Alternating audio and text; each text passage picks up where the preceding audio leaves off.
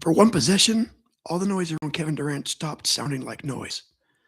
I'm Kevin. This is Sports Lab 100. Today's episode is Warrior 33, Kevin Durant.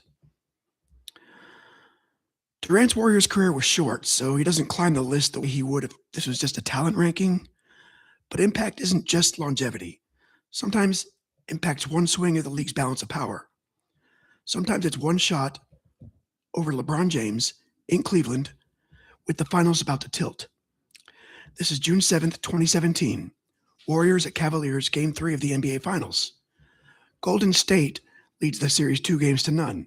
Cleveland's the defending champion, the team that came back from 3-1 the year prior, a team that turned 73 wins into a haunted house. The Warriors answered that summer by signing Kevin Durant.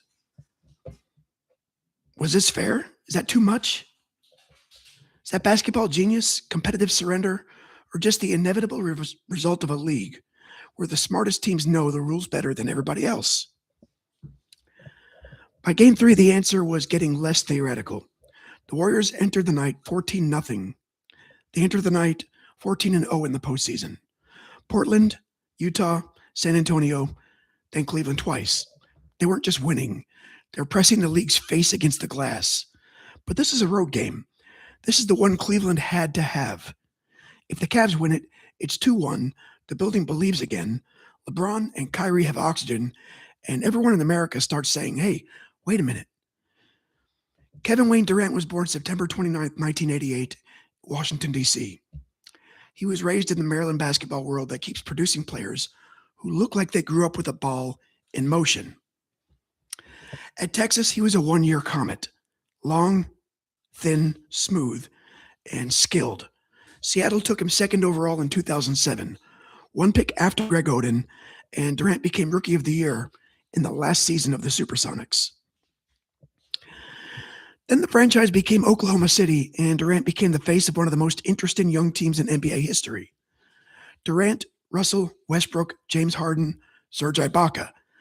That core reached the 2012 finals before it was fully formed.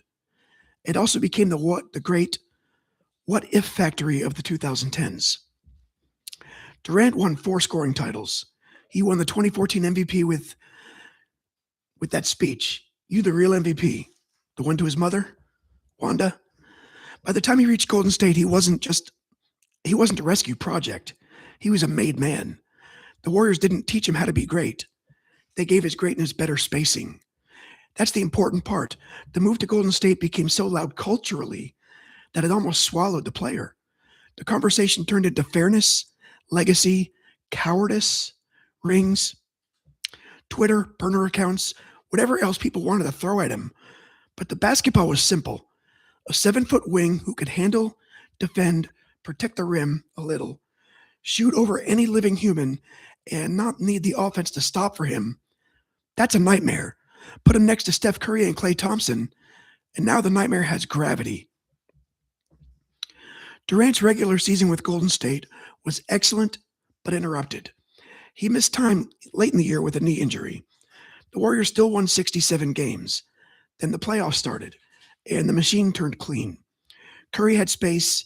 Draymond Green had outlets. Klay Thompson had lanes to punish panic. Durant had the kind of room superstars usually have to hallucinate. And Game 3 opened like a heavyweight fight, where both fighters came out throwing.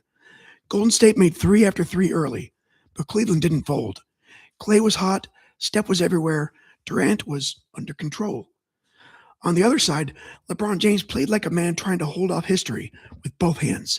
Kyrie Irving was ridiculous, slithering into the lane, finishing angles that barely existed, reminding everyone why the previous June had mattered. The Warriors led by 6 at halftime, but Cleveland took the third quarter. The Cavs were sharper, louder, and yeah, they were more desperate. That building had some of the old 2016 voltage in it. By the fourth quarter, this had turned into Cleveland's best chance to make the series something real. Then Golden State went cold at the exact wrong time. Late in the fourth, the Cavaliers led 113-107. It's not a giant lead, not against these Warriors, but it was enough to make the arena smell blood. One stop here, one rebound there, one Kyle Korver corner 3, and the series had a pulse. Instead, Golden State did what Golden State does. They stayed calm. They defended without fouling. They got the ball to the right people. Curry made a play. Durant made a jumper. The lead shrank. Cleveland still had a chance to slam the door, and Kyle Korver got a clean look from the corner. That shot missed. Durant pulls down the rebound, and that's the game. Durant comes up the left side. LeBron is backpedaling. The shot clock, not the issue. Time is not the issue. The Warriors are down 2. A normal player probes. A normal player waits for Curry. A normal player tries to get to the rim and tie it. Durant rises. It's not a complicated play. That's what makes it worse for Cleveland. There's no trick, no maze, no decoy turning the defense inside out. It's just Kevin Durant in rhythm from 3 with LeBron James in front of him. Deciding that down 2 in Game 3 of the NBA Finals, that's a perfectly reasonable time to take ownership of the building. Splash. Golden State leads 114-113 with 45 seconds left. Excuse me. There's a lot of Warrior shots that feels like math. This one felt like a verdict.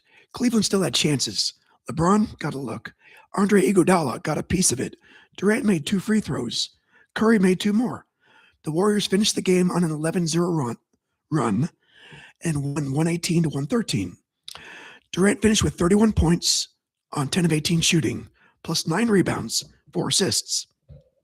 Klay had 30. Steph had 26 and 13 rebounds. Steph had 13 rebounds. That's one of those stat lines that sounds fake until you remember Curry. He's always been tougher and weirder than his situation. For Cleveland, LeBron had 39, 11, and 9. Kyrie had 38. They played well enough to win a finals game. They didn't play well enough to survive Kevin Durant on the Warriors. After the game, Steve Kerr said, KD took over. That's the cleanest description. Kerr also talked about Durant understanding the moment. Klay said the Warriors knew how to get him the rock. Durant himself described it almost clinically. Down 2, enough time left if he missed. Good time to shoot. LeBron said he saw Durant getting ready to pull up, contested without fouling. Durant made it. That's the whole problem. Sometimes the defense is fine. The shot just belongs to somebody else. The Warriors didn't complete the perfect postseason. Cleveland blasted him in Game 4 because pride is real, and LeBron James does not go quietly. But Golden State ended it in Game 5 back in Oakland. Durant scored 39, won Finals MVP, and the Warriors finished 16-1, the best playoff winning percentage in NBA history. Cleveland's season ended with honor, but also with a roster math problem. LeBron was still LeBron. Kyrie was still spectacular. But the Cavs had spent 3 years fighting a Warriors team that was already hard enough. And now Durant turned hard enough into basically unfair. That summer, Kyrie requested a trade. The Cavs got back to the finals in 2018. But the shape of the rivalry had changed. Durant stayed in Golden State and did it again. In 2018, same opponent, same finals, same Game 3 cruelty. That time he scored 43 and hit another deep dagger in Cleveland. He won another Finals MVP for 2 years. The Warriors were less a team than a weather system. Then 2019 happened. The calf injury, the comeback in Game 5 against Toronto, the Achilles rupture, the long walk into another phase of his career. Durant left for Brooklyn, missed a year, came back, and he was still Kevin Durant. The Nets became a spectacular idea that never quite became a stable team. Durant, Kyrie Irving, and James Harden sounded like the future for about 6 minutes, then became a documentary about modern roster instability. Durant's toe on the line against Milwaukee in 2021, that's its own little tragedy. 1 inch from a series winner, 1 inch from changing the entire Nets era. Then Phoenix, another star construction. Durant with Devin Booker. Then Bradley Beal. It produced moments, but not the kind of deep playoff run that changes the story. By 25, Durant was in Houston, part of a huge 7-team trade. Still chasing the clean ending that only a player like him can chase.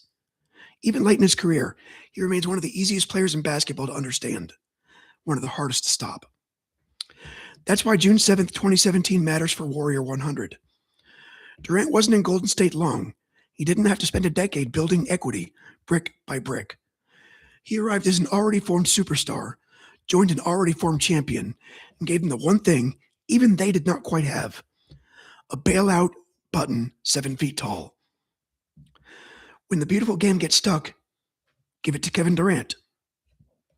Next up is Astro 58 Jeremy Pena, October 15th, 2022. Astros at Mariners, 18 innings, no automatic runner, no room to breathe. Pena steps into the box in the 18th inning and hits the only run of the day, sending Houston back to the ALCS, sending Seattle home after one of the longest playoff games ever played. That's not a baseball game. That's a locked room mystery with baseball cleats. But for now, this has been Warrior 33, Kevin Durant. The shot was not the whole championship, wasn't the whole argument, but it was the moment the argument stopped. I'm Kevin. This is Sports by 100. Like, subscribe, comment. All of it helps. I'll see you next time.